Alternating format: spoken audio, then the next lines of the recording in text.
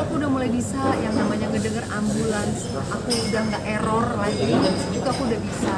Terus aku udah mulai bisa melewati fase-fase rumah sakit yang almarhum.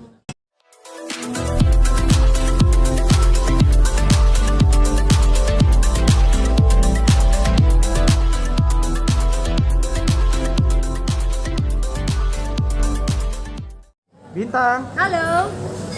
Kak Intan mungkin update hari ini ya, update-nya kan mungkin. Berasa hari ibu lagi.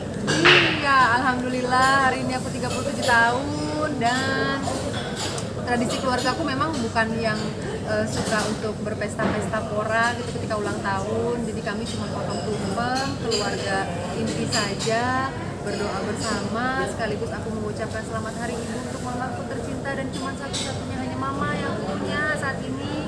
Terus ada anak-anak, ada adikku, udah, dan juga orang terdekat. Selebihnya nggak ada pesta-pesta sih, paling sahabat ya, sahabat, kerabat, diculik sana sini itu udah pasti. Yang spesial di 37 tahun ini apa, Kak? Gak ada yang spesial sih, cuman yang aku rasakan adalah ya 2 tahun sudah gitu kan aku melewati usia dari 35 sampai dengan 37, 2 tahun sudah aku ternyata sendiri tanpa almarhum. Itu sih masih terbesitnya itu. Kak Intan, meskipun udah 2 tahun, apakah memori-memori terulang Kak Intan? Masih banget, masih sangat banget terkenang. Bahkan beberapa minggu yang lalu ketika aku off syuting, aku menghabiskan waktu di makam, ngobrol, curhat, nangis, healing. Terus selebihnya aku masih suka natap foto yang ada aku pajang di kamar. Terus sama alhamdulillah aku udah mulai bisa yang namanya ngedenger ambulans, aku udah nggak error lagi, itu aku udah bisa. Terus aku udah mulai bisa melewati fase-fase rumah sakit yang almarhum ketika dirawat dan aku jaga bahkan sampai menutup mata terakhir, itu udah bisa aku lewatin dan aku udah bisa face it, ngeliat.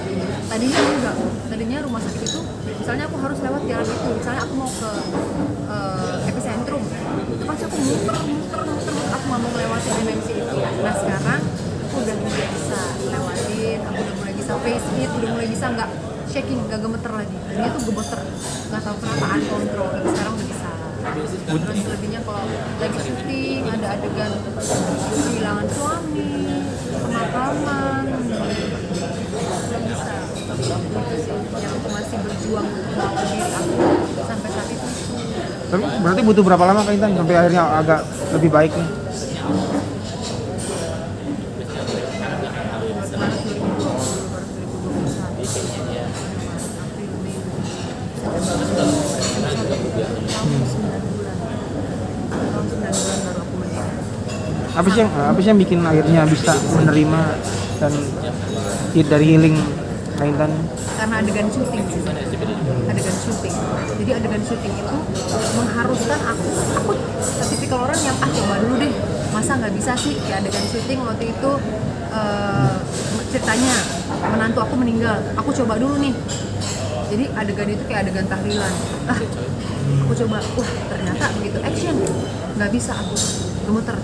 Langsung aku kabur. Jadi akhirnya bisa karena memang harus dilewati, harus dihadapi, nggak bisa kabur dari kenyataan dan aku harus menikmati rasa itu. Pada akhirnya gitu, jadi mau aku ke dokter psikiater manapun, bahkan ke dokter jiwa sekalipun, aku nggak menemukan jawaban apa-apa. Selain aku diam, aku rasain, berjuang melawan diri sendiri susah banget ternyata. Berusaha untuk melepaskan, mengikhlaskan. Berarti sempat ke psikiater, psikolog segala macam. Dan apa kata mereka mungkin? Pada akhirnya ya yang ada yang ngasih obat untuk tidur. Mereka beranggapan mungkin aku kurang tidur, karena ketika orang kurang tidur pasti kan segala sesuatunya bisa tuh lebih emosional, lebih sensitif, itu kan bisa terjadi. Tapi pada akhirnya ketika mereka memberikan saran apa, nggak ada yang bisa masuk ke aku gitu loh.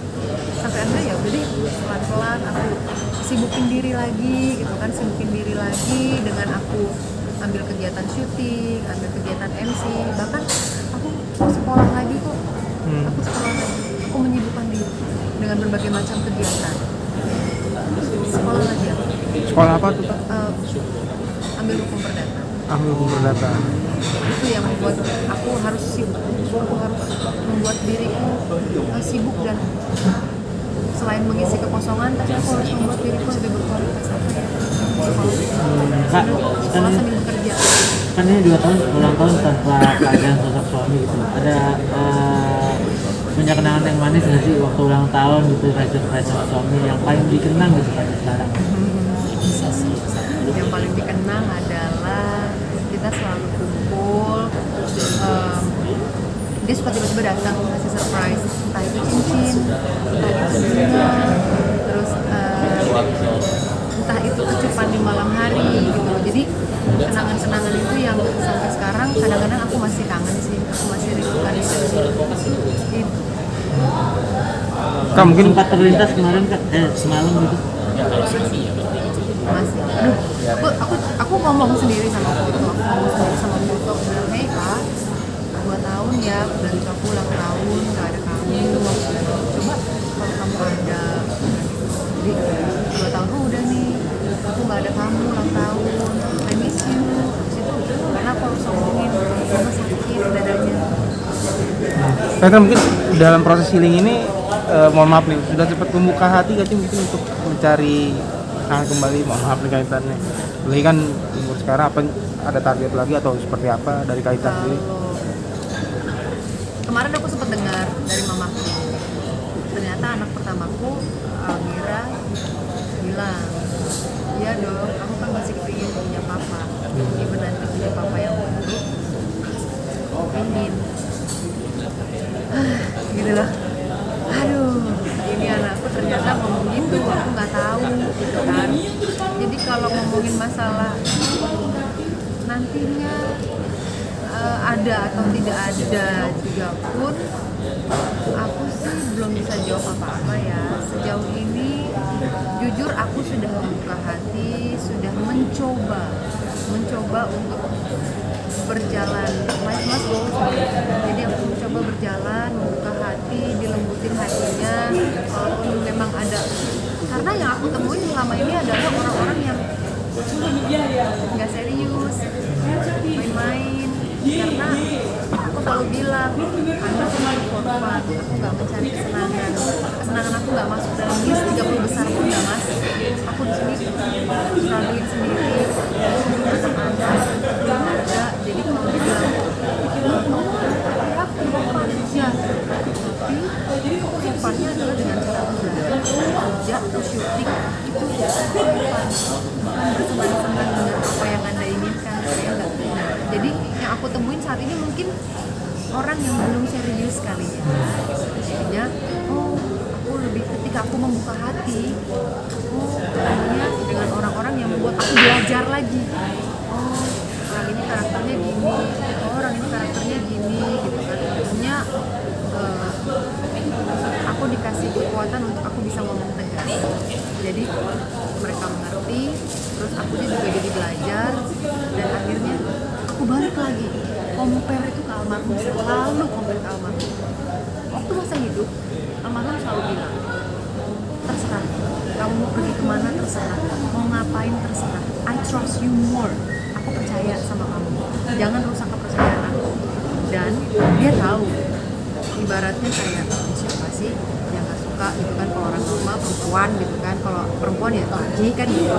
Nah, dia cuma bilang, jangan pernah beda dengan pujian atau sanjungan apapun. Dia nggak menginginkan hati kamu, dia cuma menginginkan kesenangan. Nah itu akhirnya jadi terpatri dan akhirnya membuat aku belajar. Ketika almarhum tidak ada dengan rentan waktu hampir 2 tahun, aku sendirinya ngobrol, makanya kenapa aku suka disuruh makam, karena bener Allah tahu nggak, misalnya si cowok ini gini kayak orang masih ada curhat gitu kan. Jadi ya fase-fase dimana aku sekarang sudah membuka hati, pada akhirnya iya aku sudah membuka hati, mencoba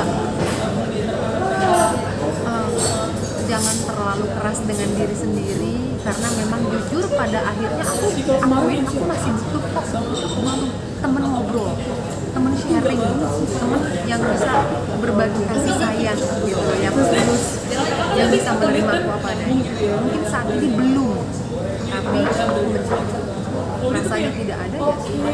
Aku nikmati waktu sama anak-anak, keluarga. Aku sibukin diri dengan pekerjaan, aku sibukin diri dengan pekerjaan rumah, PR, ibaratnya PR lah yang aku harus kerjain dari sekolahan aku gitu lah ibaratnya gitu. Ya udah gitu sih.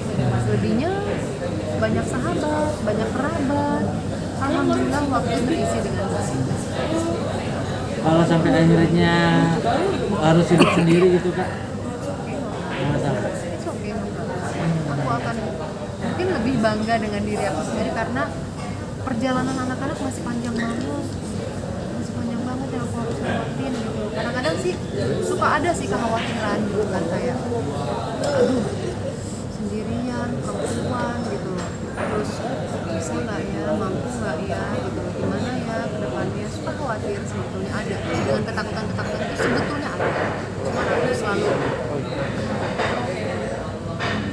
dengan kemampuan aku, keahlian aku, dan koneksi yang aku punya, masa Tuhan gak kasih aku jalan, masa Allah gak kasih aku jalan. Pada akhirnya 1% aja kasih ke Allah, 99% berusaha, 1% kasih ke Allah.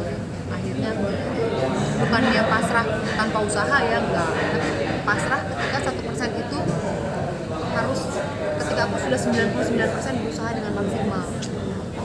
Kalau rezeki nggak kemana kok, kalau misalkan nggak ada rezeki, walaupun dikejar juga pun dia pasti akan kabur. Itu sih. Jangan lupa ya di subscribe dan nyalakan lonceng notifikasinya.